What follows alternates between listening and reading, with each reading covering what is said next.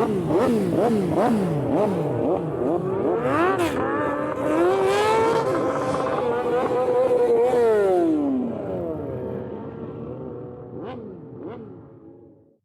it going, folks? And you're very welcome along to the Motorcycle Hour podcast, brought to you by Clonagale MCC.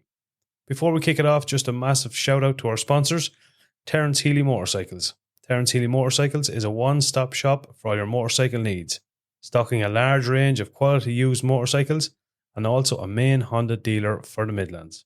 They also offer the latest gear and motorcycle gear and accessories, and Terence Healy's is an approved RSA training centre. So check out their website on thmotorcycles.ie. Also, a massive thanks to motorcycletraining.ie for sponsoring the podcast. For all your motorcycle training requirements for IBT or any pre-test requirements, check out motorcycletraining.ie. Before we kick it off, we do also want to mention that this podcast is intended for an audience of 18 years and older. So just remember this when deciding where and when you listen.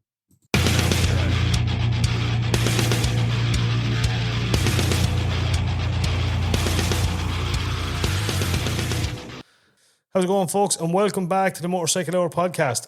On this week's episode number 41, we have Irish motorbiking sensation, 5-time British Supersport Champion, the one and only, our very own Jack Kennedy is on, giving us a bit of a chat about how he got started, a little bit on his background, how he's getting on riding for Honda UK, as well as some plans he has for the future. So that's what's all coming up in this week's podcast. Joining us on the hot seat, in the hot seat as ever, is the little grumpy little whore Cha. Riley's up there, all right, Cha? All right, Bren. How are you, buddy? The bearded lady. The bearded lady. Go on, you buy you. The big Tony's here. How are you, Tony? Ah, yeah, not a bother. Good week, and even better racing at last weekend, so I'm a happy man. Happy days. We're going to talk a bit more about that now shortly as well. And I cannot believe it. Unbelievable. Just goes to show you the extent on how famous and how big this podcast is after getting. We are joined in studio with none other than Ellen DeGeneres. How are you, Ellen?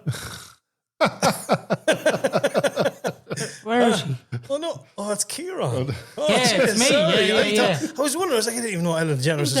Sorry, man, that haircut's just so confusing. Do you know what I mean? There's no wrong with this fucking haircut. We'll put it up to the viewers to the side. Kieran, what's going on? At least I have hair. Oh, yeah, mate. Not down there, you don't. How are we getting on, buddy? Not too bad. Any crackers, can I haven't had you one in a while. No, because you wouldn't let me. I would, lad. I would. You've been on it before. Anytime I sent you a message saying, well, Brian, when can we go back on the podcast and all that?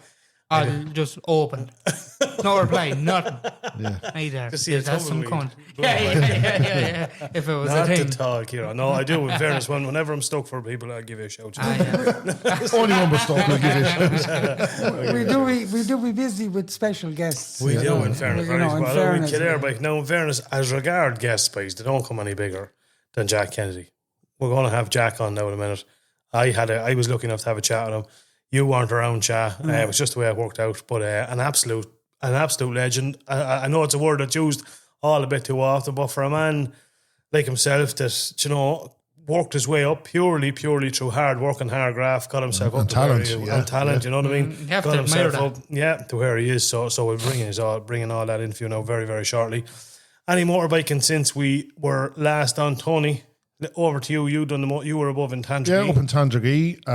Now I have to say, it's my first time actually being to Tandragee. Mm-hmm. Obviously followed it over the years, following the road racing, and following Kevin Keys. And again, we'll talk about. He'll talk himself later on about it. But absolutely stunned results.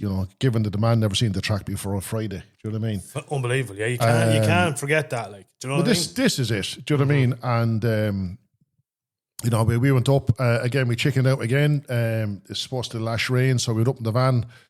Brought the bikes though. Went to the B&B and so you're telling me you put the bikes in a van? Yes. And oh my God, Tony, that's it. That turns me stone. Tony. And does that make me a bro now? All the bros do that when they're bringing all their bikes to the shows. That made me a Harley rider now, doesn't it? Wouldn't be my style anyway. Yeah, but as you say, so no, it was grand. So we used the. You're a sunshine biker, Tony. But sure, look, lads, it's different. I'm on a bike every day of the fucking week. week. That's true. Do you know what I mean? That is true. You That can't is lose true. sight of that, to be fair. Yeah. You know what I mean? Well, Lose sight listen, of that. we'll let you out with that one. We'll let you out with that one. So, Yeah. so what we did was, it was just to get to and from the circuit. We're about 50 minutes away from the B&B. Yeah. And, you know, it's just much easier to get into the circuit and out the circuit when you're on the bike. You Yes. know what I mean? But, yeah, we got a spin around the circuit itself. Mm-hmm.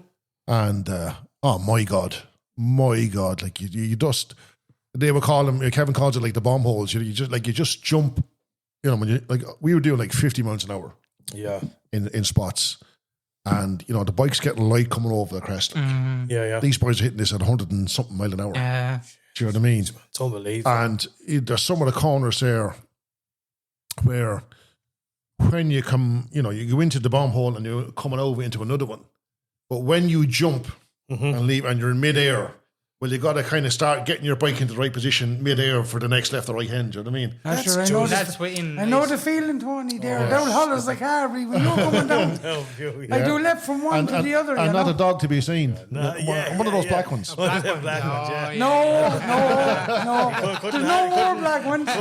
Couldn't handle it as fucking 350. But, yeah, and then and then again, you know, the circuit was like, you know, fairly wide open in slots, and then some of them, my God, you know, like so small. You know what I mean? Yeah. You feel like the hedge is bushing you on both shoulders, going through them. You know what I mean? All that was missing was the little bit of grass in the middle of the road. I'm telling you, like, so, you know, hats off to any of them. Do you know what I mean? That are riding it. Do you know what I mean? And as well as watching like Kevin, that's, I mean, obviously why I was there, but you know, big shout out to Paul McMahon and Kyle Parks. Kyle Parks flying it. Oh man, Flying it. you know, I was just watching them there. Some results. Yeah, absolutely brilliant. Do you know what I mean? Because He got his pilot's license as well, did he? he got third place. And he got, No, I thought, because you were saying he's flying. No, that's Paul. Paul was the flying. Just sorry, Tony. Just have to. Just 1 second here now. Yeah, so, You're leading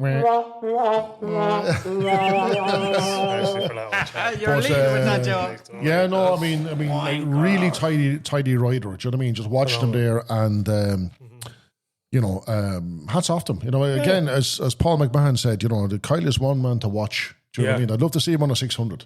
Yeah. I Wait, think what's he on? classics. You know, it's a 350 he has, and the 125 or something he has. Yeah, I'm not entirely sure. I was watching it. In fairness, I have to fucking give a massive hats off to them, because for racing like that is not as obviously major of a sport, and fucking as not as big of a race, let's just call it, as Northwest 200 and stuff. The commentary corner, they always do live coverage of it. It's great. It's brilliant. Yeah. Like it's not. I don't mean to not run it down. There's no helicopters.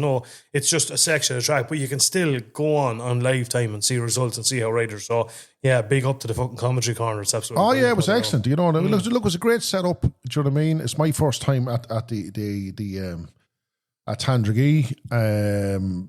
You know, they're going 60 odd years. Do you know what I mean? Yeah. So like, hats off to them. You haven't had it. This is the first time it's been on in 3 years, though, is it? I think? Yeah, it's something like that now. You know what I mean? But no, like really Come well back, ran. big time now. And you know, the team and all had a fantastic time.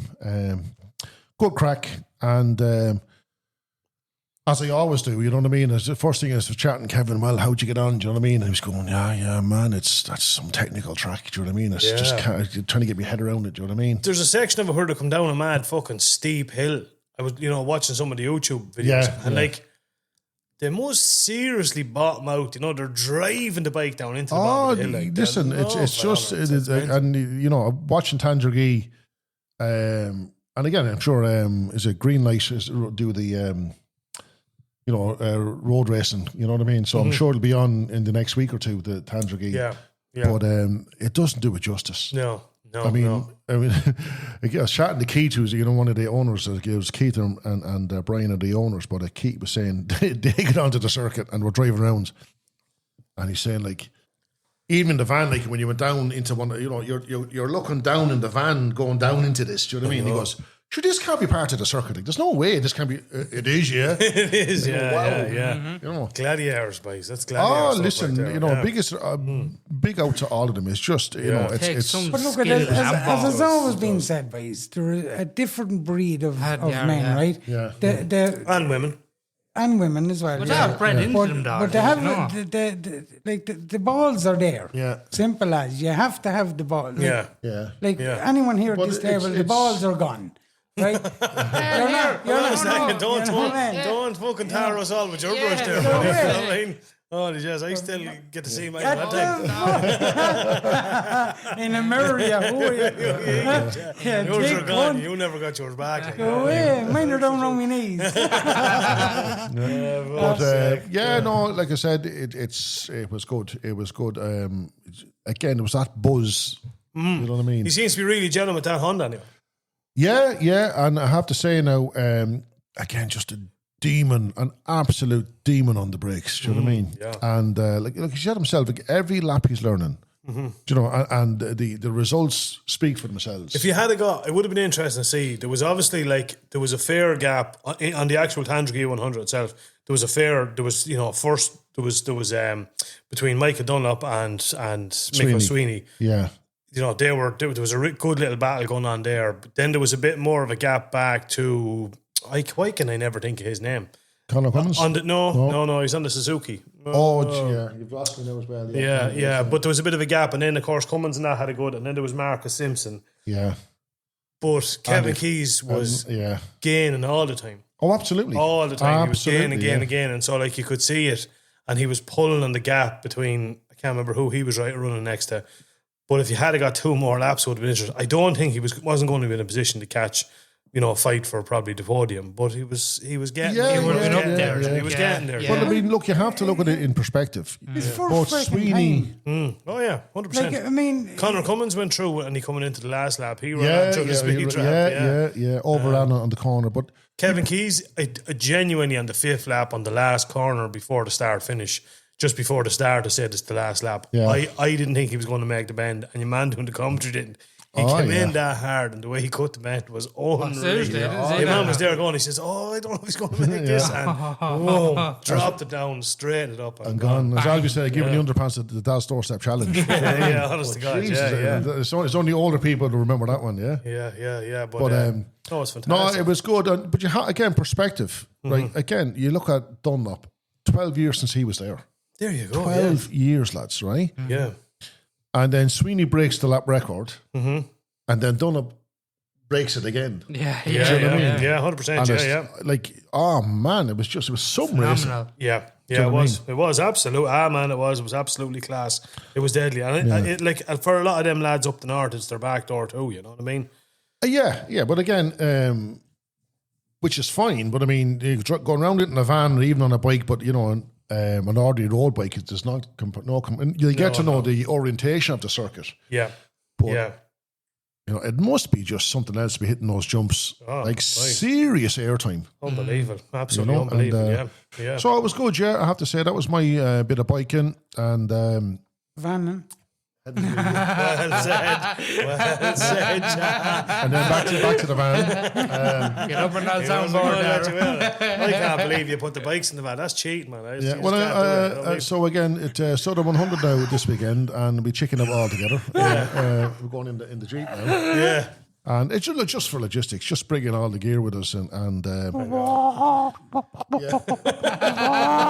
you hear that? Yeah, honest to God, John. How much mileage did you do this week on the bike, John? How much did I do? Exactly. 100%. You know, we out with the bike and all this week. Oh no! We're at the Green Knights there the other day. Oh yeah, you forgot as usual. Did fuck all as usual. Well said, Tony. I brought the Z. Wasn't the Z down to the Green Knights. The Green Knights. What a road. Good old. That's a good rally. Yeah, it's a good rally, and it's only down the road. Happy days, only down the road. And it went off well for them, as far as I know. So and I met a lot of older companions. You hear the spring chicken talking that we haven't met in a few years. Yeah, they're all starting to come back out now and go to rallies. That's good, isn't it? Yeah, it's great to see. It's fantastic to see. Yeah, 100%. And you got fairly good weather, I think. Did you? It was a bit drizzly going down. Yeah, okay. Coming home, but the Lord. When we come out Kilbeggan and that main road just into Moat, some road. Or it was bone dry. Yeah. Yeah, that is a savage road. Though. It is a savage road. When you go to the old road to Athlone. That's a great road. That's fantastic road. Allegedly now, if you want to go for a nice rip. Apparently, allegedly, yeah, 100%. But it's a serious. Fair old spot. You have a bit of fun. What do you think of it, Brent? Oh, sure, forgot. Yeah, you didn't go. What? Yeah, they're too busy. Sicky. None of your what? None of your fucking business. Yeah. Boys, I can't go. I'm getting sick. I did have a tummy bug actually on Saturday, Kieran. Yeah, thanks for. I'm all better though, buddy. Thanks. I'm sure you were worried about me. Thanks for asking, Susie. Thanks for asking. Yeah, exactly. I was quite ill actually. Yeah, sick as a you small couldn't have been hospital. too sick when we passed your house and you out in the shed. I wasn't out in any shed at all. I was on the couch. The two doors were open. I was not. I was laying on the couch watching Clarkson's Farm, which, by the way, do you very ever watch good. it? It's very brilliant. good. For someone that doesn't do farm and don't know anything about it, very, very good. You know what I mean? Yeah, but he's a header ball. But it's very good. That's why you look at it. I know. Do you watch it? I seen it once or twice. And I tell you, do you know the other one with Vinnie Jones in it? No. Yeah, he has one as well. Does he? Fucking Clarkson he's just such a fucking character. Do you know what I mean? He is. Mad as a March hare. Mad as a fucking March hare. 110%. Yeah. Before we get into any more chatting about, we have a few bits and pieces coming up I want to talk about and all. I think we'll bring this interview with Jack Kennedy. What do you reckon? Fire ahead, Darren. Sure, we'll get back into it after that. 100%. Okie dokie. Folks, I'd like to give an absolute massive welcome to 5-time British Supersport Champion, our very own Jack Kennedy. Jack, welcome to the podcast.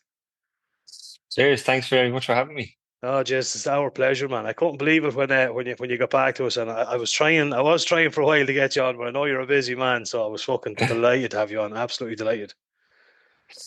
Yeah, no, but it's very hard, obviously, to keep up with everything in life, as we all know. So I did end up seeing one of your messages then. You got me at a good time, and I said, yeah, I'll do that. And you were like, oh, when can you do it? It's like, tomorrow. Let's get it done. Yeah. When I got the opportunity, I was like, fuck it, let's do it. I'll push everything around. We'll get you on.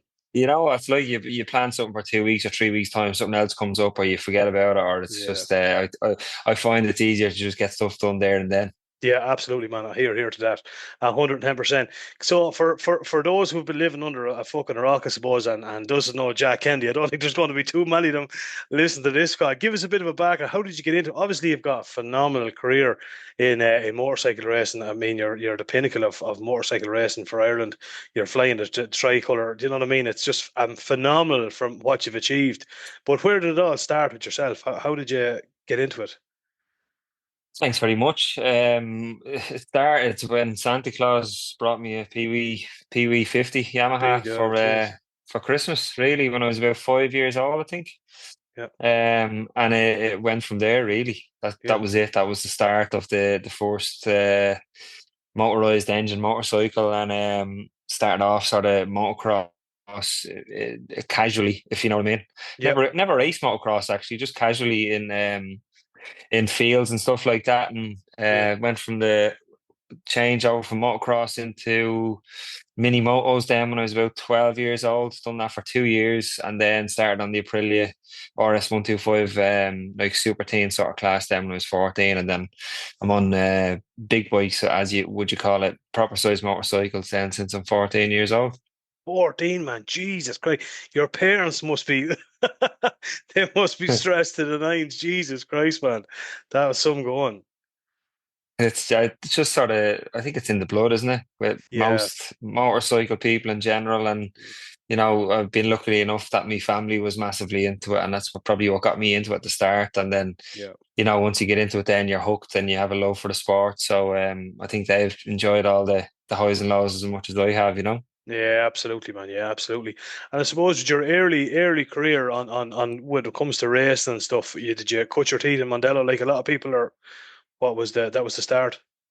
Yeah, all in Ireland really. I think my first race might have been Nuts Corner, and then obviously spent a lot of time in Mondello, Acadowie, Kirkstown, Bishop's Court, just travelling mostly up the north.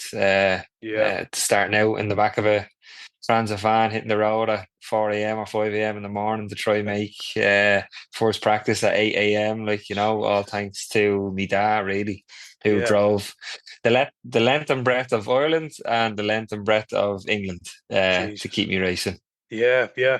It's tough, it's something we've spoke about on the podcast, and your name has popped up on a couple of occasions as well. And we are always kind of trying to champion with, people getting behind, young motorcycle racers, because that's what's relevant to us. But it is hard, I suppose, in Ireland for the likes of younger people to get on, because you see yourself, like, we're into June now, heading for July, and there was no short circuit racing in the Republic this year. Doesn't look like there is Yeah. going to be any. Obviously the road race, and that's another whole issue. It's all going on up the north, which obviously for people down the south is another massive expense. To get up the north and do some of the rest and stuff. So it's tough at the minute, to be fair, isn't it? Very hard. It's probably, yeah, it is. It's harder now than when I was doing it. To make the trip to the UK is difficult, but when there's no racing in the south, and everything has to be up the north, I suppose it's just an added time and expense onto everybody. And if you don't have the family support, it makes it even harder, because obviously these young kids that are trying to race can't drive their own vans across the country to go race. So you definitely need, if it's not family, it's some really good friends and older people, whether it be sponsors and stuff like that, to get you around. So it definitely makes life more difficult for people trying to come through. It does, yeah, absolutely. I think we had a podcast a couple of weeks ago there where we spoke to a couple of the guys from he's involved kind of in the Motorcycle Union of Ireland and stuff like that. And I think by all accounts there is some meetings and stuff going on in the background. So I think it's looking good. Maybe not so much for this year, but I think there might be some government support now for a few bob towards getting insurance, I suppose, which is the big thing. And I think certainly in my lifetime, I've never heard of that before. The government to be actually. I was just going to say, yeah, that'd be a first, wouldn't it, for the government to step in and help? But it's great to hear it. Like, it needs to happen. Racing needs to go ahead. The livelihoods of everybody, the enjoyment, the community, the friendships, everything, the atmosphere. You can't beat being at a racetrack. It's one of my happiest places. Yeah. It has been since a child, and it still is now. Yeah. You feel like you're in a bit of a different world and a little bit sort of a special bubble. That's how I see it when I'm there. And it's somewhere I love really to go. So to take it away from all the young people up and coming is a shame. And hopefully you can get it sorted, because otherwise you'll have people sort of, you could say, at a loose end and not knowing what to do with their time, and that can only lead to other things as well. Yeah, absolutely, 100%. Yeah, and that's why I say, you're a great advocate, I think, for the sport, to be fair, because you can see what a young man from Dublin, didn't have it easy. And when I say didn't have it easy, if you live in other parts of the world, racing is a lot more accessible. Sponsorship is a lot more accessible. I think if you can make it in Ireland, you'll make it anywhere. And I think you've really proved that, like, with your fucking five Supersport Champion wins, man. That's just incredible. That's absolutely fantastic. Yeah, thanks very much. Through a lot of, as you say, hard work and determination, and never giving up, really, and just digging deep and putting the work in. And I think it's fair to say I wouldn't have got to where I am or have that many championships if I didn't have the right people around me, and the support from sponsors, really loyal sponsors that are now lifelong friends. Some of them are sponsored me from day one that are still with me now, the likes of Van Fleet Transport, Megabikes, and Dawn International. So without them three guys, I probably wouldn't have any championships to be named. So a lot of it comes down to that, and they still sponsor me to this day. So I'm absolutely blessed to have such good people involved with me. And like I say, they're more like lifelong friends now than they are sponsors, Yeah, absolutely. Yeah, 100%. So when did you start? What was your first year in British Superbike? When did that all kick off? So would have went from Aprilia 125, done that for a year, done half a year on 250 Aprilia, and then went to GSXR 600 in the Clubman's Championship in 04. Yep. And then I won that in my first year. I'll never forget. My dad came home. So obviously you have to do an entry and get a number. Yeah. I wanted maybe number 4, number 14, something like that. He came home. He says, "No, 4 and 14 were gone." I was like, "So what did you get me?" Expecting him to say like 44 or 40. I got you number 1. I was like, Jesus. I was like, "You done what? You got me number 1?" I don't want the pressure of number one my first year Oh, Jesus. on a 600, like. And he says, "Oh, you'll be grand, don't worry." But I went on to win the championship. That's and unreal, then man.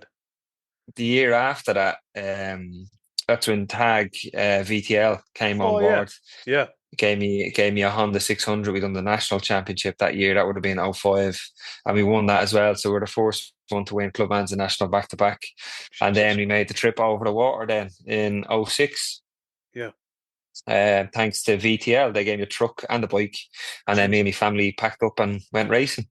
My God, man! Just took a year.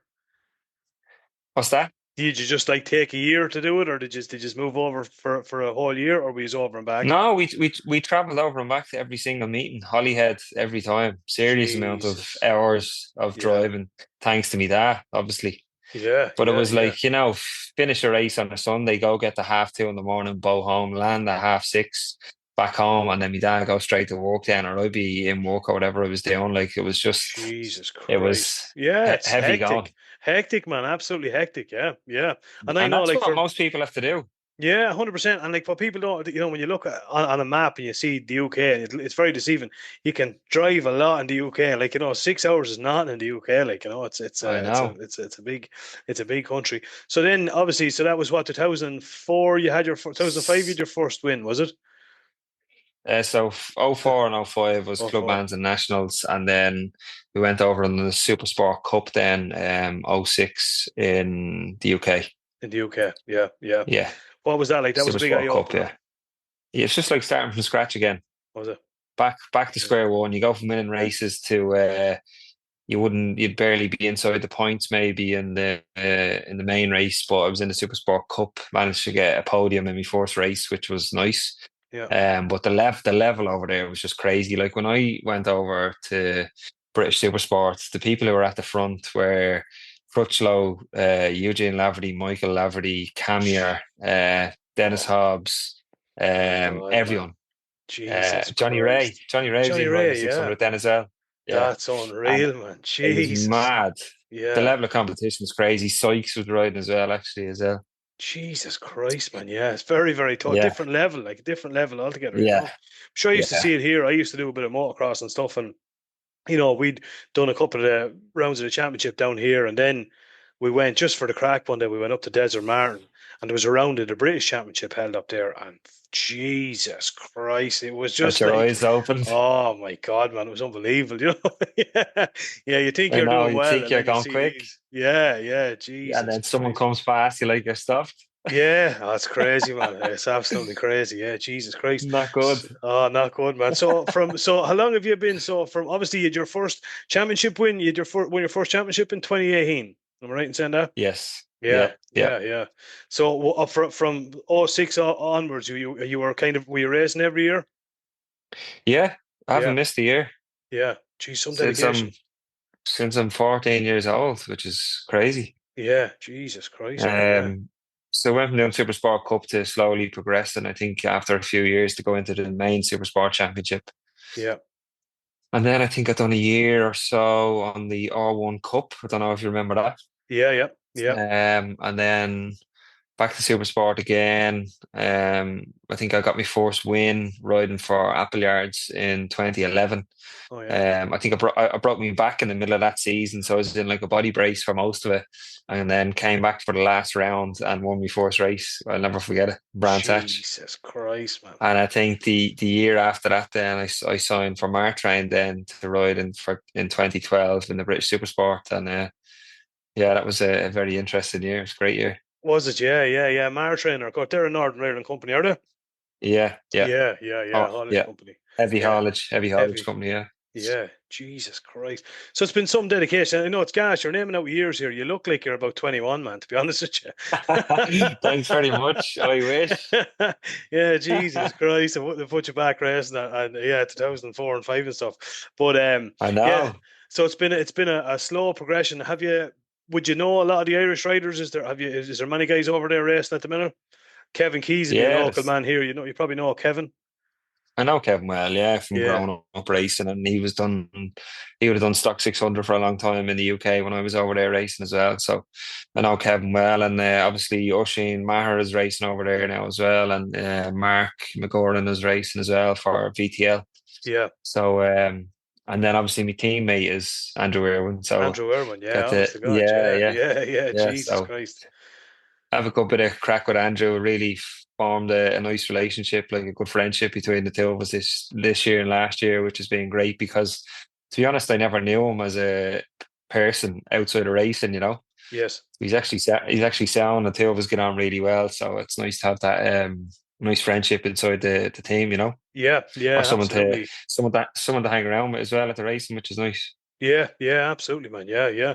I know you were saying you have a young family as well. It must be hard to kind of get the balance right to keep it all taken over, trying to work with. Still haven't figured out the balance. I know, yeah. Sure, look, you never do, man. No one ever does. Do you know what I mean? It just doesn't get any easier, It's madness, as anyone knows, with kids or young kids out trying to balance daily life, and obviously when you have to dedicate yourself so much to a sport and get to do so much training and focus on yourself, but at the same time focus on your family, which is definitely hard when you have your first child to try and because you could say motorcycle racing is quite a selfish sport, because you have to just worry about yourself on track racing everybody else and bring the best version of yourself to the racetrack. So it can be hard trying to focus on both, really, but separate it and focus on both. But I think it's made me a better person all around, really, having kids. And I find like they're great at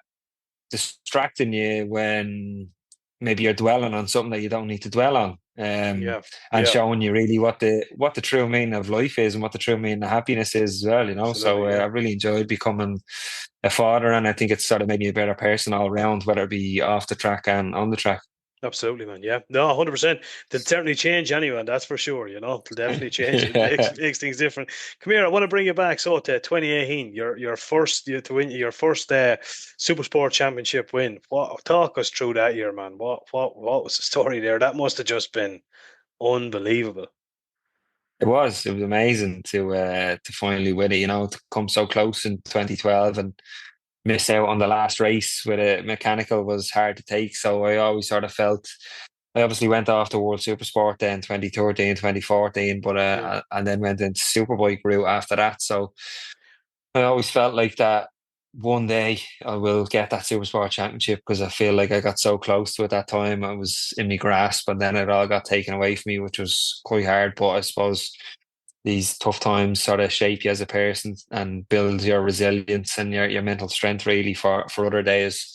Yeah. And then to win it 2018 for Appleyard McAdam on the Yamaha R6 was amazing. And so I went and done it another year because I enjoyed it myself so much. So we went and done it 2019 then as well. So it was a great 2 years with a fantastic team, really, as well. Yeah, absolutely. Yeah. So that must have been like, that moment, on the podium, lifting, to take the championship and the tricolor. It must be just, I don't know. For me, I suppose, because motorbike racing is not, it's not so big in Ireland. If you know what I mean, like we grew up, it was especially GA. Not in the south. Yeah, definitely not in the south. Exactly. Yeah, we grew up, it was always GA, and your local hero was always the best GA player. I think for us as motorbike enthusiasts, when we see someone like yourself doing well, we get an extra fucking kick out of it. You know what I mean? Because it's kind of like in certain ways, it's kind of like, well, fuck you, look what we can do. Do you know what I mean? I think that must be absolutely unbelievable. It's a great feeling to hold the flag up over in the UK and show people, like you say, from the south of Ireland, that we can ride bikes in the south. That's for sure. Absolutely. And there's definitely plenty of us. Just a lot of us obviously don't get the budget or the funding to get over to the UK, which is unfortunate. So I'll keep flying that flag as long as I can, and let them know, isn't it? Yeah, absolutely, man. Absolutely. Yeah, for sure. Yeah. So that was 2018, 2019 then. Then your next win was 2022, was it after that? Was it 22 or 21? It was 2020, the COVID year, where the BSB was cut short, was it? Was that the 6 rounds? Yeah. That was Was that the tag racing year in the R1 when they decided to pull out? Was that year? I think so. It was that whole COVID is just a jumble, man. To be honest with you, I know it's a bit of a blur, isn't it? Yeah, yeah, absolutely. Yeah. And then was it 21 or 22? I can't remember. Hold on, actually, I'll tell you now. 22. I see the helmet over there. You got it over there, yeah, written on it, class. Yeah, 22. 22. So you're right. Yeah, it was 22 on the Kawasaki on the 636. Yeah, absolutely. That was another huge year. That was an interesting year too. In fairness, There was a lot of surprises that year too. I know. It was a very a difficult but rewarding year, and one that I'm quite proud of. Yeah, because you could say we were on not the bike of choice, really, and just absolutely rode the wheels off it to make it happen, and that's what happened in the end. We ended up winning the championship. Yeah, that was absolutely incredible. I remember that. In fairness, you were put to the wall that time. I remember there was it was a tough old year with bike and equipment and stuff that year. But Jesus Christ, you were able to bring that home that year, And then you went on, obviously 23 and 24. Then after that, the list goes on, Yeah, I've just been on a bit of a, I don't know what the word is, trajectory, or a good sort of bit of form, some good form, and finding what works for me on and off the track, and what sort of level of commitment to put into everything. And obviously that's a lot of commitment, and just never getting complacent, because the minute you get complacent in racing, you'll get left behind. So never resting on the amount of championships I've won or the amount of races I won, and always just trying to stay hungry and stay focused and keep putting the effort in, because I do also feel that with how long I've been doing it and the age I am now, and to have 2 kids and to be still racing professionally full time is definitely a privilege, and something that not many people get to do. Because like, even for instance, when my daughter gets asked in school, "What's your daddy do for a living?" and she says races motorbikes, and they're like, "Is she joking, or is she actually telling the truth?" They're like, "No, like, that's actually my job." Like, some people still can't get their head around it. So it's nice. It's definitely not the norm. No, it's definitely not the norm, man. No, but Jesus Christ, it must be. That's what we call living the dream, man. You know what I mean? Yeah. To race motorbikes, I'm sure it's not all fucking sunshine and roses, but in fairness, it's I suppose testament to all the hard work down through the years. Obviously you're Honda UK rider now. It must be great to be part of that setup. Like, yeah, it's a dream come true, really, to ride for the factory Honda team, and it's an amazing thing to be a part of. It's just it's massive, obviously, with the amount of people and rider and staffs, but it's ran like clockwork. It's so professional. I just love being a part of it. Everything's organised, everything's clean, everything's neat, everything's where it should be, and that's the way I sort of approach my racing as well. I've probably, fair to say, got a bit of OCD, so I like everything sort of neat and tidy, prepared, and that's exactly how they run their operation. So I think we're a really good fit and a really good match. So yeah, it's a great place to be, and hopefully long may it continue. Yeah, absolutely. Yeah, we just spoke actually earlier on during the week there. We had Kevin on just talking about more so on the road racing side of things, but obviously with Dean Harrison, getting the success he had with the Honda and the Isle of Man, it's just great to see it. It's great. It's going to be a serious year for Honda too. Like, I think, if all things are going the way they're going, because obviously with the road race end of things, they haven't had massive success over the past couple of years. It's been kind of BMW all the way, but it's just great to see that Honda, back out there. It just brings you back fucking years ago, with all the success Honda had on the roads and some of the riders that they've had and stuff, so it must be great definitely now to be Honda must be fucking living it up. Yeah, they're enjoying the success lately, and it's obviously, like you say, great to see them do well on the roads again. I think Dean has even stepped up a level again this year with his riding. He's really sort of come on strong, really, and you can really see that at the TT with how hard he was riding the Superstock bike and the Supersport bike, and it's great to have him in the garage. We get on well, we bounce ideas off each other, everything is sort of shared back and forth, and it's great for developing the bike, really, and going forward with it and trying to get the best out of it. So it's great to have him in the garage, and obviously if sometimes you don't forget, but like he's like proper super famous when it comes to road racing, and there's so many people come to the BSB that are road racing fans just to get his autograph, because they say it's 10 times easier to get his autograph at BSB than it is at the roads, obviously, because he's so popular there. Yeah, and it's the same when McGuinness comes. He just gets mobbed by everybody, and it's great having McGuinness in the team as well. You know, someone with his name, who he is, basically. He's a legend, 100%. Yeah, definitely. Yeah. And I suppose with the likes of lads like that, the experience they have, you can't buy that. There's no engineer in the world that can duplicate that, you know. It's just unreal. And it's great to get their point of view on stuff as well. John's very good with his point of view. He observes a lot of stuff. He watches out on track, so it's great to get his feedback and his knowledge and stuff like that of going forward and what you should be doing and what you shouldn't be doing. So he's sort of like a bit of a not a rider coach. He's not a rider coach. Yeah. But, I thought you were going to say like a father figure. I'd say he'll love that. No, he's like an overseer of everybody. He sort of observes everything and takes everything in. Like, so it's great to have him around, because he always has some nice things to say about my riding and how I approach things as well. So I really appreciate that, getting positive feedback from someone at his level and how long he's been doing it. So it's great. Yeah, they're two lads. I swear to God, I'd love to go for a few pints with them. Do you know that sort of way? You just they're just two characters, and you'd know by them. Like, there's no filter anyway. I'd say John is terrible for no filter. Oh my God.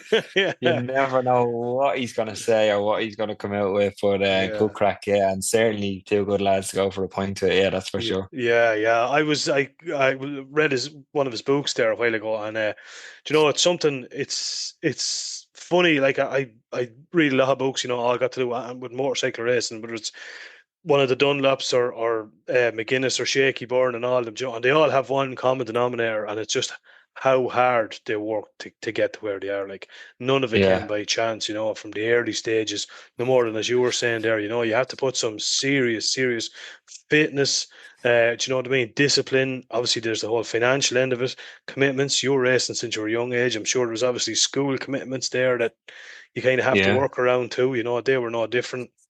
Some of McGuinness's stories, you know, from working on a fishing boat with his father-in-law, trying to get money together and stuff, you know, you forget, you know, you look at him now and you see John McGuinness, and the, you know, 23-time TT winner and so on and so forth, but you forget, you know, where he started from, you know, no more than from nothing. The Dunlops, you know, you know, they're famously renowned for, like you said, sleeping in the back of a Transifan in Mondello, you know, the night before, you know, that was the way it was, and nothing came easy to them, you know. Yeah, hard graft and hard times, but like, nothing worth having comes easy, does it? No, absolutely not. No, 100%. Come here, you're nursing a bit of an ankle injury at the minute. Although you're saying it's a good bit. You had a bit of a tough weekend last weekend, I suppose, to put it mildly. Didn't go obviously to plan, but you're saying you're feeling a lot better, feeling fit. Yeah, really feeling quite grateful for how I'm feeling after getting run over. I feel quite good. Yeah. We were all wondering how that was going to pan out, because we've seen it and we were thinking, Jesus Christ, this is not good, you know. But obviously, I know the weekend was so good up until that point. You know, we had a really strong Friday, good qualifying. Saturday, second on the grid, faster than I've ever been around Snetterton. But we were all sort of top 3 or 4 underneath the lap record as well. So really happy with the job me and Honda could do to do that lap time around there. And then Saturday had an amazing race, rode the wheels off it, and felt like I could have done that again. Battle for the win. Anyway, I felt confident to battle for the win on Sunday, but just turn one, lap one, everybody looking for the same piece of tarmac, I suppose, and just a bit of contact, and went down and got run over in the process. My ankle was in a lot of pain at the time, but it sort of settled down 10 minutes after it, and then I was expecting to be 10 times worse when I woke up Monday morning, as you always are after a crash when all the aches and pains come out, but it wasn't any worse, and the swelling wasn't any worse either. So I was like, oh, that's a positive step. And then I think yesterday then I managed to go for a run as well. So I'm really surprised how good it is, and how good I feel. after that. So I suppose it's testament to the Alpine Star boots, really, to get your leg, get your ankle run over by a Ducati with a rider on it and it not be broken is amazing. That's unbelievable. Like, yeah, it's absolutely unbelievable. Yeah, and we've seen it kind of happen 100%. We're like, oh, well, that's him gone for the year anyway, Jesus Christ, you can't. People need to remember that next time they're going to buy boots and stuff, and you see, you get what you pay for, You do. It comes as all bikers know. The level of protection comes with how much you pay for, really, doesn't it? And sometimes it's worth spending the extra bit, isn't it? Yeah, absolutely, without a shadow of a doubt, man. Yeah, I couldn't agree more. Yeah. So, what's the plan? So for the rest of the year, you're out again next weekend.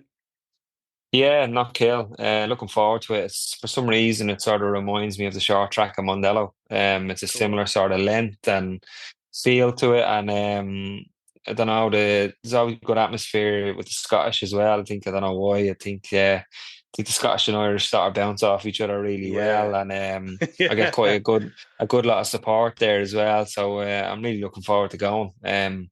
I had done the double there last year, so I'm feeling quite confident to go there this time. And I could say my bike is a little bit stronger than it was last year too. So hopefully that makes my life a little bit easier racing against the bigger CC bikes on such a short track.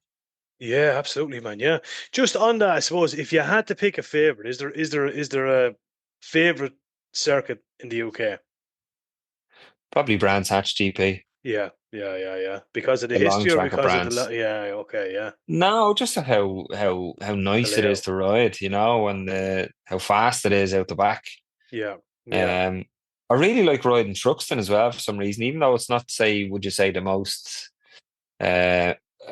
pleasing circuit to look at. Yeah, it doesn't look amazing, but it's definitely fun to ride of how fast it is, and it normally provides great racing. It always comes down to a slipstream into the last corner into the chicane, but probably Brands Hatch is probably my favourite, and then maybe in Ulton Park as well.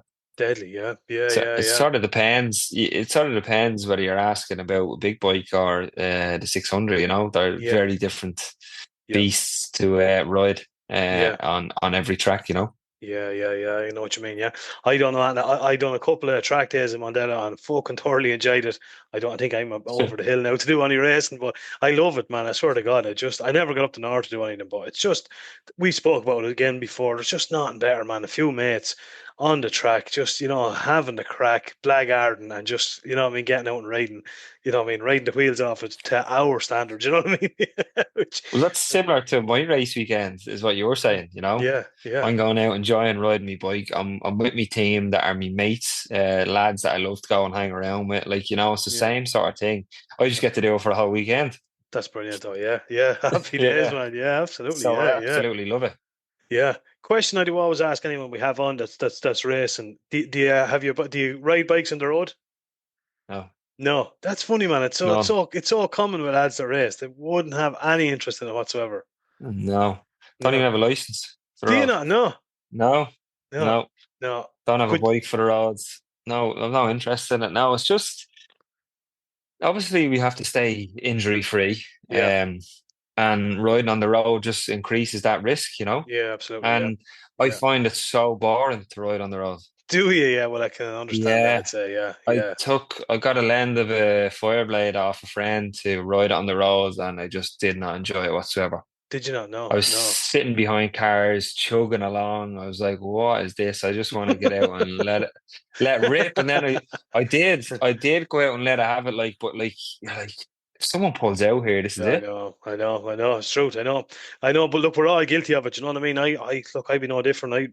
You'd have the best intentions in the world. I have a Gixxer 1000 and I have a Triumph Tiger that I do a bit of touring on and stuff.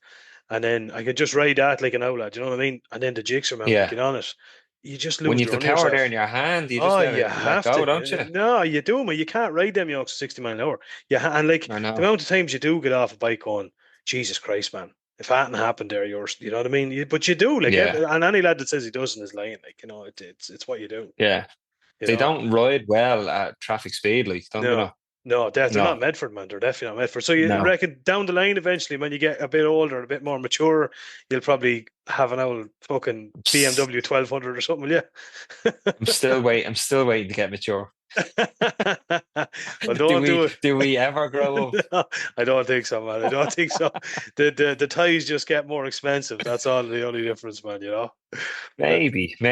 Yeah, but like that, I would get something like a cafe racer or something like that. I'd be more into that because, like you say, when you ride something like that, it's meant to be ridden nicely and slowly. Whereas if you give me a superbike, I'll just be gone on it. Yeah, 100%. I'll be flat out.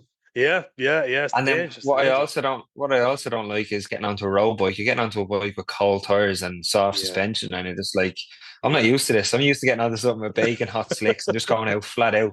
Yeah. And then road conditions then as well are just so unknown, aren't they? Yeah, they are. I suppose that's what gives the excitement to it, doesn't it? I don't know if you call it excitement. When you're leaning into a bend going, "Jeez, well, I get around this is all." Yeah. It's a different breed. That's the road racing side, isn't it? It is. Speaking of road racing, was it something you've ever thought about? Would it be something you'd ever consider? Obviously not, maybe not at this stage now, but was it an itch you ever wanted to scratch? Not really, no. I can't ever say it was. Love watching it. Great respect for it. Been to the Northwest a few times, went to the TT recently as well, but no, I don't think it's for me. It's just I can't be okay in my head with all the variables that are outside my control. Yeah. And that's why I don't. Not that I don't agree with it, but that's why I can't bring myself to do it. Yeah, 100%. All the mechanicals and stuff like that, or anything like that can go wrong. You have a very slim chance if something goes wrong like that. So that's what I don't like about it. Yeah, absolutely. Yeah, look, it is. It's a whole other, and then especially obviously when you've kids and stuff in the mix as well. It's just it's a whole other thing too. You definitely have to think about them, and I think that's probably what made Glenn's decision up in the end as well, wasn't it? Yeah, absolutely, man. Yeah, absolutely, 100%. Yeah. You can't blame him for it either, can you? No, not at all. Look at this. I suppose one of those things. Like Kevin would be a really good friend of ours, and he's flying it, man. And we've seen Kevin from a young age, on the roads. Like he only lives 15 minutes from me here, and he's just a different breed, I suppose. There's just one of those. Yeah. But he's up in Tandragee this weekend. Now I didn't get. I see Michael Dunnup's taking podium for tomorrow's race and stuff. But I didn't get up there this weekend. We done the Northwest. Didn't get to the TT this year, but it was one I'm raging I missed because it was just unreal. Like some of the results were class, I know, it was just hard to plan, wasn't it? With the weather, you didn't know when to go. It was absolutely. I was the same. Well, yeah. Yeah, I was going to go, and then you're looking at the forecast. You're like, will I even get to see any racing if I go? Yeah, absolutely. I would have just loved to have been there to see Dean Harrison win that. Now, genuinely, hand on heart, I that's what I would have loved to have seen. But there was a lot of people wanted to see him win. There was, absolutely, 100%. It's great to see. Great to see it, man. Great to see it. So you're going to stay happy enough with Honda anyway. Honda's the machine of chase anyway. Yeah. Serious bit of like I think anybody who's ridden the CBR 600 RR has a soft spot for it, and I always have. And to ride one for Honda UK, a factory one, is like a dream come true. Yeah, we might have to ride it super hard to win, but I sort of get a little bit of enjoyment out of that as well, and it feels even better when you do win on it, because I think not only me but everyone else knows how hard I have to ride it to beat the other CC bikes as well. So it's a nice reward when it pays off. Yeah, absolutely, man. I rode one, obviously a completely different machine than what you're on, but the only one I ever rode was about 3 weeks ago. It was a 2002, the F4 CBR 600. My God, man, what a class bike to ride. I couldn't get up because they're so light, but they're so nippy. Sweet. You just throw them around. I was like, if I'm buying a track bike from Mondello, that's what I would be going for, without doubt, man. They're just so nice to handle. Lovely. Yeah, that's so good. You can imagine what a newer one is like as well. Oh, Jesus Christ! When you're finished with that one, you're send it over here. Think there might be a list. I'd say there's a fucking wait list, 100%. Listen, I'm not gonna hold you up any longer. I really appreciate you coming on. The very, very best of luck for the rest of the season. We're all behind you, and keep fucking flying the flag, man. And yeah, we're absolutely delighted with what you've achieved. It's nothing short of fucking miraculous, man. So keep up the good work. Thanks. Hopefully I can keep racking up the records and keep it lit. I'll definitely do that, and I'll fly the flag high for as long as I can. I know you will. Fair fucking play to you, man. Thanks a million again for coming on. And anyone who wants to follow you, I'm following Jack Kennedy Racing over on Facebook, and get over there and give him a like and a bit of support, all right? Sound. Cheers. Talk to you later, Jack. Thanks a million. Have a good one, man. Thanks. Bye-bye. Cheers, man. And that was the one and only Jack Kennedy. I still can't quite believe he decided he agreed to come on the podcast. But very our humble little pod. Our humble little podcast is not so humble or little, I don't think anymore. But anyway, Brendan, the reason the man came on the pod, he heard the cha was there. End of. That's all right. Yeah. You know, the weird thing is there's a part of him actually kind of believes that. that's the weird thing about it. Right, go ahead. Honest to God, massive thanks for himself, for Jack coming on. Interesting year ahead. He's got a couple of races. They're back out again this weekend. Yeah, BSB League is out this weekend. Scotland, isn't it? Yeah. Not sure if it's this weekend or next weekend, but yeah, definitely one to watch, and I'm sure he's going to be going hard for the championship again this year. Absolutely. Yeah. It'll be interesting to see, as the fella says. And I suppose from one racer to another, Kevin Keys has been on and given us a little bit of an update on how he got on in Tandragee and all things Tandragee. So we're going to bring you that now. Excellent. How are you, lads? How was the farm? We're just not long back now. We're settling into a work week again after a great Tandragee. Interesting circuit, to be honest. It was probably one of the most challenging circuits to learn to date. That including TT, you know what I mean?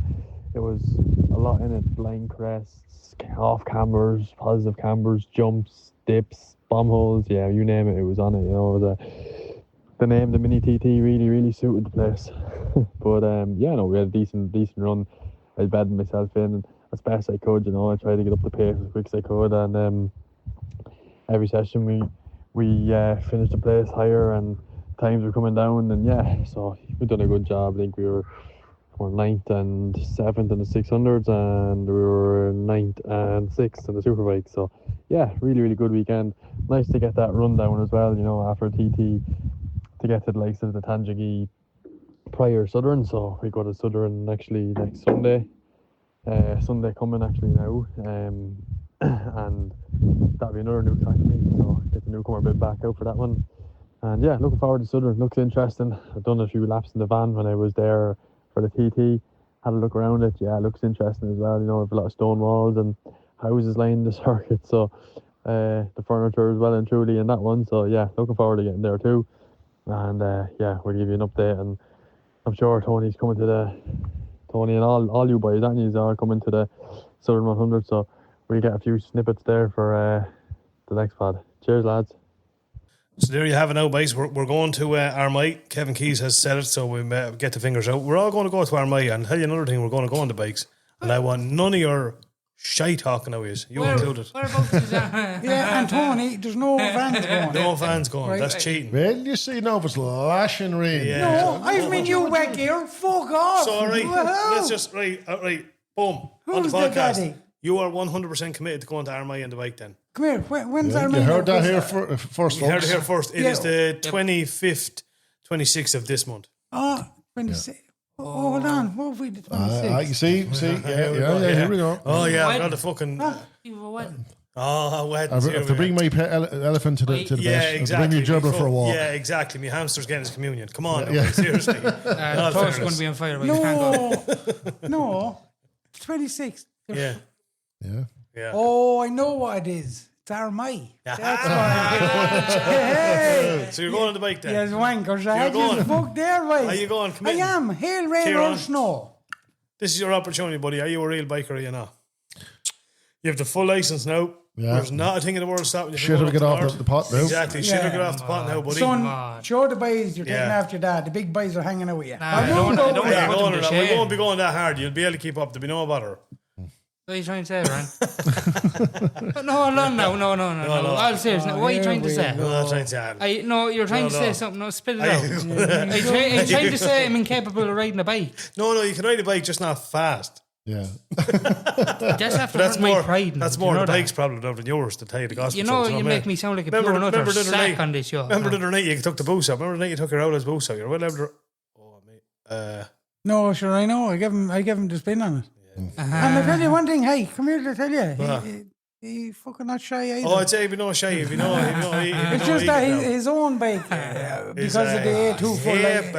Is it what? No, it's The restricted. problem was, so when he's driving along, you hear this. The helmet, the fucking fly seat in the back of the helmet. It's going that slow. Oh my jeez, that's class. Even I wouldn't cut the detail with that. It's only I can't think of that now. I don't have this one. We'll go to Armagh in the bikes. I think we'll go to Armagh. Whereabouts is Armagh? I've never had that. Not far. It's not too far at all. Up the north. Up the north. It's only about an hour and a half. Yeah. That's the thing everyone was commentating on about, was how close the Tandragee is compared to Cookstown or the Northwest. Do you know what I mean? Distance at all, man. Sure, geez, we did it in an hour and 40 minutes. Yeah. Do you know what I mean? And the bikes. And that's in a van. Exactly. Imagine what we do on the bikes, Brent. Listen, I'll have you know that there's Go Faster stripes on that fucking van. And there's a big old Honda sticker on it now as well. So Yeah, a big Honda sticker on it. Yeah. Be a real fucking good job. And a good old solid engine in her. Yeah. Solid fucking engine in her. Who did that? Don't you worry about that. Maguire Mechanical done it. But just that was one who was bastard for job. Oh, be the Lord, yes. But anyway, that's another story. Yeah, that's a good one coming up. That is more or less the last race of the year in Ireland. That's going to be it. Yeah. And while it's not confirmed, I think the boys were saying on the last podcast, both Kevin and Keith, possibly a couple of wildcard rides out in BSB. You know what I mean? That would be class. Do you know what I mean? Be brilliant. That's where he needs to be. You know what I mean? So yeah, just great. Just tuning in to see him. In a different, back in a short circuit, but with a different group. Yeah, so yeah. See that too, And that's it. So a couple of rallies then, you might squeeze around rally or two in now as well before the end of the year. So absolutely, 100%. Yeah. Speaking of which rallies coming up, there's a couple of rallies coming up there this weekend. To be fair, and I have the details of them right here in front of me. First up is the Southwest MCC, the 33rd Missing Link Rally. That is on Friday and Saturday, which is this weekend, Friday and Saturday, 4th and 5th of July, and it is in the Thatch Bar, Newbridge, Askeaton, County Limerick. Live bands, DJ Dave, can deals, late bars, food on site, camping, parking, the whole 9 yards. So that's one that's on this weekend down in Limerick. And then after that, you've got on the other side of the country, you've got the Harley Riders Ireland, the Harley Hooley in 2025. And that is on this weekend as well, I believe. I think they have that date. That date might be wrong, but it is on this weekend as far as I know. And it is in Sutton RFC up in County Dublin as well. So that's another good one. You wrote that there last That's year. up in there, Ballindyle or Portmarnock, isn't it? Up around that neck of the woods, Yeah, yeah. So we're hoping to head over that far Saturday. All going well. We'll see. My See how old things. stamping ground, that is. I know that place fairly well. that's a serious question now, isn't it? What's a creche? You have me there now. You don't know what a creche is? Yeah, you mean And I kids know, in it. yeah. What's a creche? You mean kids? No. It's when two people from Portmarnock have an accent, they have a creche. Oh my God. Oh my God. Hit that button, hit that button. Here we go. We have to find it here now. There we go. Oh my God. I don't think that's the sound he's wanting. That's another one, like, what's a walk? A what? What's a walk for? A walk. For cooking. No, it's for throwing the wabbits. Oh my God. Oh Lord, yeah. Oh my God. That's a double. I actually heard another good one. What do horses eat? What do horses? No, Jenny. What do horses eat? Grass, hay. Hey. What do gay horses eat? Hey. Oh, that's as bad as me. As I was just standing out in the park the other day, and this, I was just wondering myself, why do trees get bigger as they come towards you? And then they just hit me. The classic one-liners. It's time to go now. Holy jess. Before we do wrap it up on that bombshell, Don't say another joke, please. No, Bike of the Week. We got Bike of the Week from Terence Healy's in. You were over in Terrence's today. You've seen this in the flesh. This week's Bike of the Week is a 2017 Honda CBR 1000RR. Finance available. Again, and of course, you can check it out on thmotorcycles.ie or head over and have a look at it in the flesh. And don't forget, there's a €250 Terence Healy motorcycles, clothing and accessory vouchers included with this week's Bike of the Week. Excellent. And now he's doing RI as well. RI helmets as well. I seen that as well. I must go over and have a look. And again, you know, again, he's now involved with Kevin. Yeah, absolutely. That's great. Too, you know what I mean? Fantastic. It's great to see, like, you know, local businesses support local riders. Absolutely. Absolutely. And that's again, that's another reason why you have to support your local companies too. Do you know what I mean? Because the likes of not being, you know, you look at the big online sports bike shops they're not getting behind local riders. It's local companies that's getting behind local riders. So do you know what I mean? Always remember that if you're ordering your pair of gloves or your tinted visor or whatever like that. Never forget where you came from. But like you see, a lot of people don't realise what goes into it. Like Kevin works his day, right? His few pound, like he's providing for his kids and his partner or whatever. But a lot of his money is going in towards that. Then you've Darrow, Fair Play, Good Sport. They're sponsoring. Yeah. You've IPD trained Tony Moore. He's there. 100%. There's a good few, and now Terence is on board. If a few more business people, looked at and said, "Look, this chap's trying to do his dream and give a little hand." Yeah. Simple, like I mean. What's a few fucking bob? 100%. Because you're not going to. There's no pockets in a habit. No, you're not bringing it with you. Simple. And there's no toe hitch on a horse either. No toe hitch on a horse either. You're right. No, it's the truth. It's the truth. Support. But anyway, in terms today, I seen the first SP 1000 fine bike. Savage. Yeah, fine bike. Now it's actually sold. Is it so? Yeah, sure. I believe they're sold. They're selling out flat out. Yeah.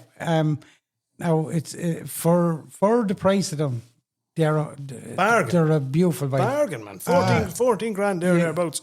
Brand new bike like SP. What? They're about 150 brake horsepower thereabouts. Oh, I'd say all the bells and whistles on them. Fucking hell, man. They're absolutely class. If only I had money, boys. I swear to God. It's a fabulous bike. It'd be dangerous. It'd be dangerous. Lord. If you had money, what? To buy that yoke? Yeah. Not buy my yoke. My yoke's just as good as that yoke. Which yoke? One in back in the shed. The Z? No. The 100 head bitch. I told you, I don't buy any GSX unless there's an R at the end of it. I we're going to have some serious words now when this podcast ends. No, you need the R. If there's no R at the end of it, forget about it. Forget about it. What's on the end of your one? GSX. F. I'm not at liberty to say. S. F. F. F, isn't it? Is it GSX F, is it? Yeah. No, GSX 650F. F. Yeah. F for Fred. Sorry. You'll be Where the lucky fuck are the lads gone? No, where's Brendan gone? Have you seen this man? No, classic. No, but I would love one of them SPs, man. I have to go over to Terence, so I wasn't over there in a while. So we're going over next week. We're going to test ride new Z1000 SX, or not a new one. Oh, jeez, I can't wait for 2014. Yeah. And what? That's right. You can't. Oh, You're only an A2, isn't it? A2 he has, isn't it?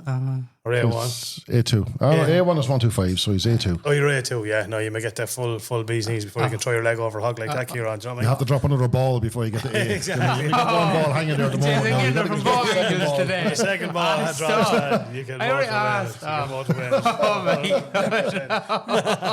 A man's bike. Absolutely. Before we wrap it up there, I do want to say we got a message in there to say, can we give a big shout out to John Mulcahy in Watergrass Hill, who's turning the big 5-0 this weekend. He's a big listener to the podcast, apparently, and we just said we give him a shout out. So, John, happy birthday. Happy birthday to you, man. The big 5-0. And have a good one, buddy, down in Watergrass Hill in County Cork. On that, anybody wants any mentions? The invites must have got delayed in the post or something. Delayed in the post. They knew we wouldn't be able to make it the whole way to Cork now. You know what I mean? But you're looking. No, look, we'll be down there for a few. A slice of cake. Exactly, a few pints. What do they drink? Murphy's down there, isn't it? Or Beamish? No, Murphy's. Murphy's down. A few old pints of Murphy's. Well, Johnny, have a few pints of Murphy's. McCardles. I remember McCardles. That was made in Enfield or somewhere, wasn't it? Yeah. McCardles, was it? No, I'll stick to the cores, please. Stick to the cores. A few old pints of Corians. But no, on that as well, if you ever anybody wants shout outs or mentions or anything like that, send them in to us, and if we can at all, we will accommodate. Now, I know we did get a few in the past and we never got to read them out, but going forward, we certainly will do. We've big plans coming up for the podcast as well. We're hoping in the next couple of weeks we will be able to do full video podcasts. So yeah, hopefully in the next 3 or 4 weeks we're in our new studio. We're slowly but surely getting things set up for it. We have kind of updated our YouTube channel. A lot of the videos, interviews that we've done with people in the past, the actual video end of it is on our YouTube channel, or will be over the next couple of weeks. And again, all podcasts are available on YouTube. And who have you got coming on the next one? Next podcast, we have a man that is very, very, very well known. I would go so far as say he's probably one of the biggest motor vloggers, biggest YouTubers, definitely in Ireland and England, but he's known all over the world. And he's a guy that is better known as the Missenden Flyer.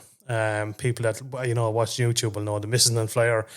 So he's going to come on and we're going to have an interesting chat with him. He's had a full range of bikes over the years. He's got a couple of interesting bikes at the minute. I know he's got one of the new Ducati Street Fighters. He's got himself a BMW GS 1250 Adventure and stuff. And just going to have a chat with him about his YouTube channel and some of his experiences over the years. He's done a lot of traveling, so he's a very, very interesting guy to have on. And jump on if you are not already following and subscribing to his channel. Jump on, and I would urge you to do so because it's really addictive. He's a good channel, So that's it. Anything else you want to report on before we wrap it up for episode 41? No, that's it. No. I'm all I think good. we insulted and abused everyone. I think so. I think everybody got a good rap there. Stephen. I went Asia new chance, even, and you and Asia and me. So maybe we're finally starting to. No, but that's why you still at the end of the table and I'm this end, because there'll be a few fucking slaps here and there. I tell you. There'll be two slaps, me slapping off you and you slapping against the ground. Sorry, boy, there'll be two slaps. Me hitting you and you hitting them. No, for one thing, you didn't threaten my father. I tell you, I'll hop over this show. I'll hit you that many right, you'll beg me for a left now. Come here till I tell you, Brent, I have 12 surgeons on standby. What did Muhammad Ali say? It was that quick. He says, I got up and turned off the light, but by the time we get into the bed, he said the light wasn't even off. That's a good one. Well, would you know, well, they were father and son. They're just the very same as you, aren't they? Two little terriers. Two little fucking terriers. I don't know about that. No, 100%. We have a few other interesting guests coming on as well. Anyone that's that's on Instagram, Guy Markham. Have a look at his. He's the giant. The giant of a man that is. He'll be coming on over the next couple of weeks and stuff. So we've a couple of very, very interesting people coming on. We don't want to give too much away at the minute, but as the fellas just watch this space, it's all happening. We met him over in Birmingham. Yeah. Just remember size of him. Just remember we got off that train, York, or like what was that, York? Monorail, York. Monorail, York. We got out and fucking next thing you know, Brendan, cheers, boys. There's your man. That's the guy. I'm like, what the fuck you on about the guy? It's Guy Markham. Hey, look at this lad, this big unit. Tony, he'd been nearly the size you wouldn't. But he's definitely the size of Tony. Yeah, he'd be taller than you even, I'd say, yeah. And an absolute gentleman, yeah. So he's coming on as well. He's been doing some serious, interesting stuff. Mm-hmm. Yeah, one thing is just to mention that he's done a tour all over India on a Royal Enfield. Yeah. So, interesting guy to have on, so we'll have him on. But it's all happening. But that's it. We're going to wrap it up for episode 41. Don't forget, jump onto our YouTube channel. And have a bit of a look there. I say most of the interviews, or a lot of the interviews, are up there now. We will be adding to that over the coming weeks. If you could, again, we don't have any subscription services or buy me coffee or any of that. But what does make a world of difference to the podcast is if you can get onto Spotify and give it a rating or leave us a comment. Same on YouTube. If you can subscribe to our YouTube channel, it's Clonagale MCC. You'll get us on YouTube. Just makes a world of difference. Every little helps. Makes a massive algorithms, isn't that what they call it? That's what they call it. 100% TikTok as well. Jump on board TikToks. MCC official. Was that like the Catholic Church with the rhythm method or something? Was that what they're talking about? And anyone that's listening, the algorithms. The old Clonagale MCC page is gone. Gone. Dead on the water. Yeah. People are still going over liking it, so it's gone. It's gone. Yeah. So it's Clonagale MCC official. 100%. That's the one where if you can jump on, as I say, and just give us a like and a comment and a subscribe, just makes a massive difference to us. So if we could ask you to do that, we'd really, really appreciate it. Just makes just grows the pod. It grows the pod and keeps us doing this as long as we can. So thanks for all your support as well. Up to date, and that's it. We're fucking wrapping it up. Episode 41. As we say, everyone stay safe and mind the body. Mind the body. Happy biking. Exactly. Over and out.